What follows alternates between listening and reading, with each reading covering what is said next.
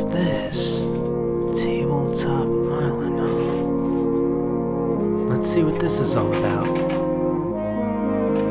Welcome to Tabletop Island. I'm Rattler, your host, and today we are going to be taking a look at my top 50 vintage board games of all time.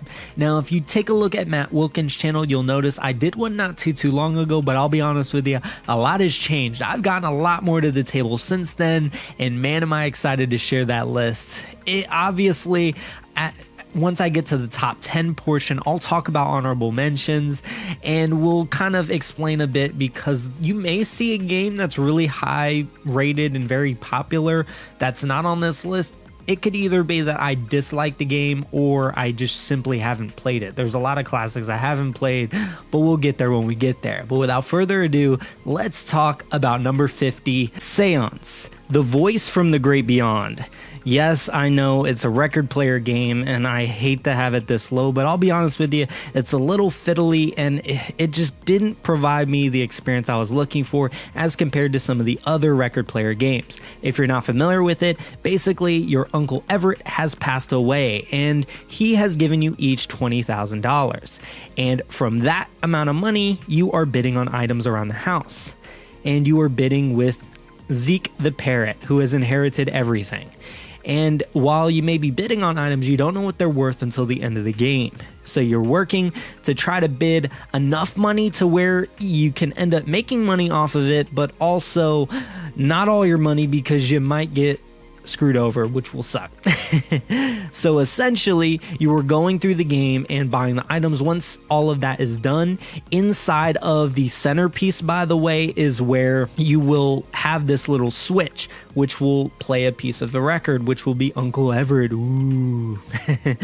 And once you complete the first act of the game, which is buying all the items, then you flip it over to the second part, and that's where you start to find out what things are worth. So you start to put items onto the kind of table itself, and you hit the switch, and randomly it will tell you what it's worth. Could be double what you paid for it, could be triple what you paid for it, could just be worth an abundant amount of money, or absolutely nothing, and a fake and a phony, and you're out of luck. So don't spend too much money, but also spend a lot of money.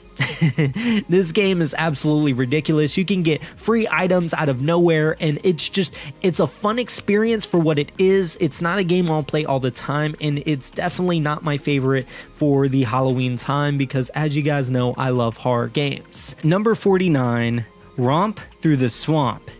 This I actually heard from Mark over at Attic Raiders Retro Reviews. He does an excellent job at reviews as well, so definitely take a look at his channel if you have not already.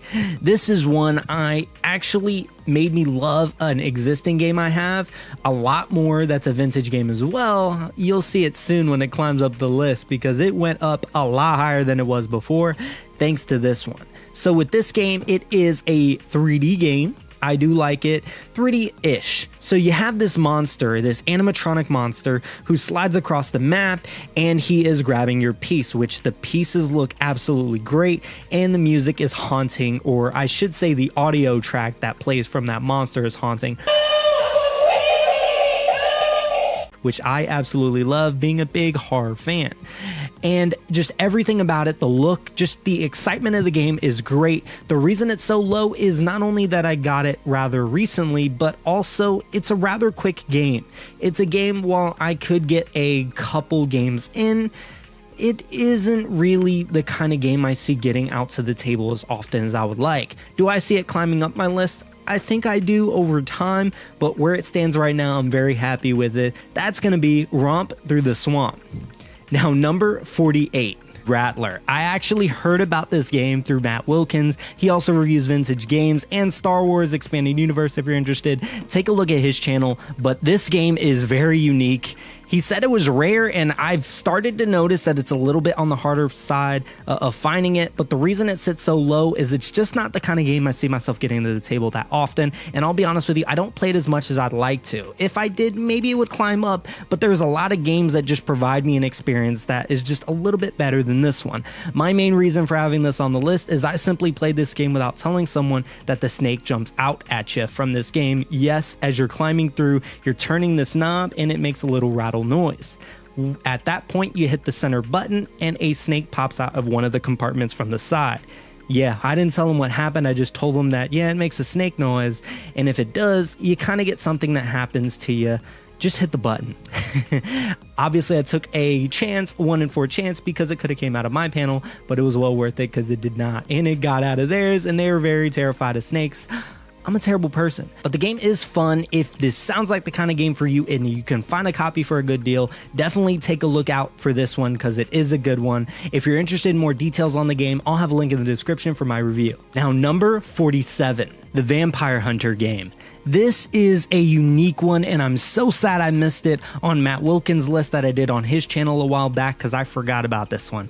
This is a unique one and one I love to play around the Halloween time because you play it in the dark. In fact, a really cool element of this game is when you're playing it, it has a blue and red light that turns on depending on when you click it. So you start it off in the day, which is going to be a red light, and then at some point, the cards will tell you to change it to night. When you click the button, it turns blue. And what happens to the board? It changes entirely. It's absolutely amazing. The art on this is really unique and just really kind of spooky. I love the changes that take place with it, and I love the utility of utilizing that light at night. I've also done a video as to some changes I've done for the game if you wanted to play in the daytime, such as take 3D glasses and replace the lenses so they're all blue and then all red. So for day and night, you just put the glasses on and you can play it in the daytime. Or if just that light doesn't really give you the experience you're looking for, or your eyes aren't the best at night, that might help you as well if you do still want to play it in the dark. Just have a regular light on. I know Luke used a light bulb in his review, which is also a neat idea. I just don't have a light that can direct there, and just setting that up for me is a pain, but if that's more convenient, take a look at his review also. And if you're interested in more on this game, I'll have a link in the description where you can check out my review for it. Number 46, Wipeout. This is a neat slime game. As you guys know on my channel, I love slime board games, and this is a fun one. You are essentially surfers who are moving down this surf path while slime is oozing down to try to wipe you out. Yeah, Wipeout. Makes sense. So you're moving down and the slime is just catching up. There's different levels that you can slide onto the back to allow the slime to move quicker or slower depending on the kind of game you're looking to have. Easy and hard obviously is going to be a difference, and you're constantly rolling a die and you're passing it around to move down that path to be the first out. The last one standing wins, or the first one to get to the finish line wins. This is a messy game, and that is why it's low on my list, because the cleanups isn't really going to justify me getting it to the table that often, but I love having this in my collection. If you're a slime collector, definitely take a look at this one because it's a fun one. And again, if you're interested in a little bit more information, I'll have a link in the description where you can check out my review. Number 45 is going to be Escalado. This is a unique game, and man, I was just blown away when I saw it. Essentially, it is a horse racing game where you're bidding. It's a really, really old game. This is the newer model that I have, but essentially you strap it down to a table, which is one of the reasons why I don't play it too often, because it actually has the hinge to it, but it is such a unique concept. So once it's attached to the table and put taut, there is a crank on the side. You select your horses, you bid on them, you get a horse and a specific spot that it goes to on the board, and essentially when you crank that little crank on one of the sides of the system, it kind of adds a vibration to the game, and with the vibration, the horses start to slide across the board. That is super unique, and it's such a neat idea for a game. I wish I could get it to the table more often, but I'll be honest with you, a lot of the tables I use more regularly to play games can't really attach with this. You could probably do a makeshift way. I could probably work a little bit harder to do that, which I probably will because I want to get it to the table more, but I'm pretty happy where this is sitting currently, and I think with more plays, it will definitely climb up my list. I don't have a review up yet, but when I do, that link is going to be in the description. Number 44, Battle Board. This is one that, yes, if you know me, I'm not a big two-player fan, and it's the first two-player game to show up on my list on the vintage side. I adore this game. It is such a unique concept. It almost reminds me a little bit of Battleship, where you don't see the other player's side of the board and you're moving your pieces one by one. So you move one and you take this air pump and push it through any one of the slots on your side of the board. When you push down on the air pump, it will blast any piece that's on the exact opposite on the other side of the board on that. So what you're trying to do is take out your opponent's pieces and end up with a king and a knight at the front of the kind of gate. If you end up a turn with that there, you win. This game is absolutely awesome. It is such a neat concept of having an air pump attached to a game, and it's not the first I've seen, but it is the only one that's sitting on this list. Battle board, if you're interested in more, I'll have a link in the description where you can check out my review.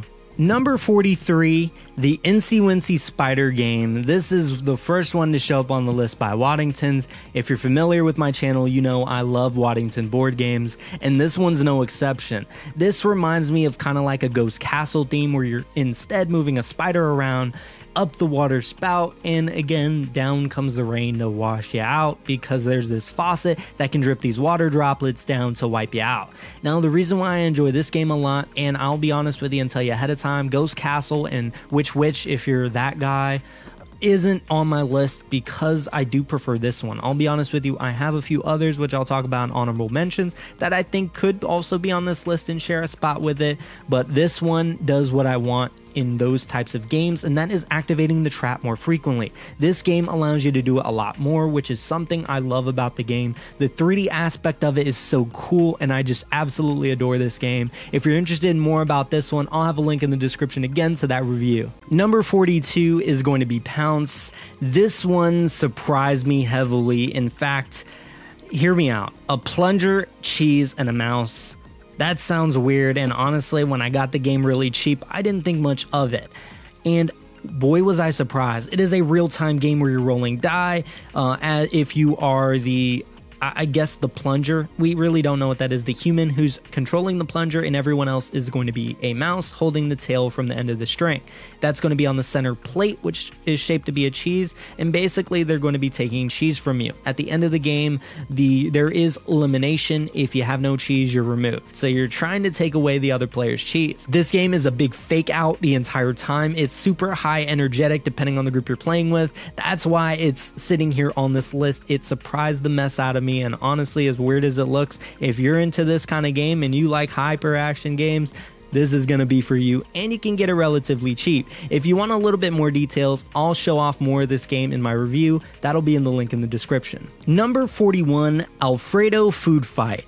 Do you like spaghetti? Do you like dexterity games? And do you like electronic board games? This is going to be the one for you. You have this electronic kind of Italian chef who is spinning around with two plates on his hand, and those plates have like a Velcro texture to it along with his hat, and a piece of his kind of attire also has it as well. And you have these meatballs, which are these fuzzy fabric material, with noodles, which are also that fabric kind of yarn material. And you're taking this fork, which kind of acts as a catapult where you're trying to flick it on Alfredo. And yes, it is absolutely hilarious because you are trying so hard to get it to stick to him, and honestly, it's a little bit more tricky than you would think. Yeah, it's a weird one, but it's a hyper energetic game. It's a whole lot of fun. You can get a bunch of games in with this one, and it's just a nice little filler to add to your game if you want something a little bit more active because your board game group is falling asleep on you. I hate when that happens. And in the description, I'll have a link to where you can check out the review for this game if it sounds like the kind of game for you.